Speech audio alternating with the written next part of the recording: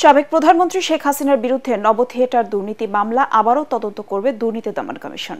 সিদ্ধান্ত হয়েছে পদ্মা সেতু দুর্নীতির ষড়যন্ত্র মামলা পুনরায় তদন্তের। কমিশনের আশঙ্কা প্রভাব খাটিয়ে এসব মামলা থেকে অব্যাহতি নিতে পারেন আসামিরা।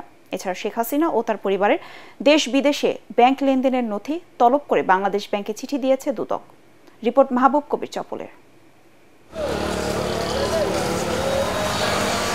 1996 সালে রাজধানীর বিজয় সরণিতে নভ থিয়েটার নির্মাণের উদ্যোগ নেয় আওয়ামী লীগ সরকার। খরচ ধরা হয় 120 কোটি টাকা। 2000 সালে এর ভিত্তিপ্রস্তর স্থাপন করেন তখনকার প্রধানমন্ত্রী শেখ হাসিনা। তবে এটি নির্মাণে ব্যাপক দুর্নীতির অভিযোগ ওঠে। বিএনপি সরকার ক্ষমতায় এসে দুর্নীতির অনুসন্ধান শুরু করে। প্রকল্পে 4 কোটি টাকা অনিয়মের তথ্যে 2002 সালে শেখ হাসিনাকে প্রধান আসামি করে 6 মন্ত্রী ও প্রকল্প সংশ্লিষ্টদের বিরুদ্ধে 3টি মামলা করে দুর্নীতি দমন ব্যুরো। সঠিক প্যাড আর সঠিক তথ্য দিয়ে এসব সামলে নিব এক হয়ে। Mona Lisa sanitary napkin. 2005 সালে এসব মামলার অভিযোগপত্র দাখিলের নির্দেশ দেয় বিচারপতি সুলতান হোসেন খানের কমিশন। পরে ওই আদেশ চ্যালেঞ্জ করে হাইকোর্টে রিট করেন আসামিরা। 2010 সালে বিচারপতি শামসুদ্দিন চৌধুরী মানিকের বেঞ্চ অভিযোগপত্র দাখিলের আদেশকে অবৈধ ও মামলাকে উদ্দেশ্যমূলক বলে রায় দেয়। 2015 সালে নভ থিয়েটার মামলা থেকে শেখ হাসিনা সহ সব আসামিকে অব্যাহতি দেয় দুদক। এখন ওই মামলাটি আবারও তদন্তের সিদ্ধান্ত নিয়েছে কমিশন।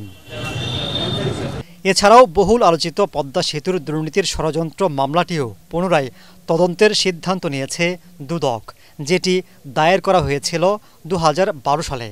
দুর্নীতি হয়নি দাবি করে 2014 সালে মামলাটি নিষ্পত্তি করে দেয় কমিশন। চেয়ারম্যান স্যার যেটা ইনস্ট্রাকশন দিয়েছে, আমরা নথিগুলো খুঁজতেছি। অনেক পুরোনো মামলা তো, কিভাবে কোর্ট অর্ডারে ক্লোজ করছে, কিভাবে তার ফাইন্ডিংস দিতে, তারপরে মেরিট গুলো দেখতে হবে, তারপরে হলো কমিশন ডিসিশন নিবে আর কি তোর উপরে। তো তবে নীতিগত সিদ্ধান্ত হয়েছে আর কি এরকম। শেখ হাসিনার বিরুদ্ধে অর্থ পাচারের অনুসন্ধানও জোরদার করছে দুদক। তাঁর এবং পরিবারের দেশ বিদেশে ব্যাংক লেনদেনের তথ্য চেয়ে বাংলাদেশ ব্যাংকের ফিনান্সিয়াল ইন্টেলিজেন্স ইউনিট BFIU-তে চিঠি দিয়েছে সংস্থাটি।